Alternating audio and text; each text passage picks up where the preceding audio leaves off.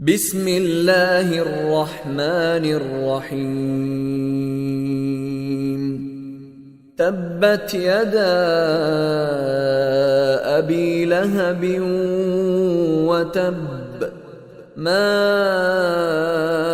أغنى عنه ماله وما كسب، سيصلى نارا ذات لهب وامرأته حمالة الحطب في جيدها حبل من مسد.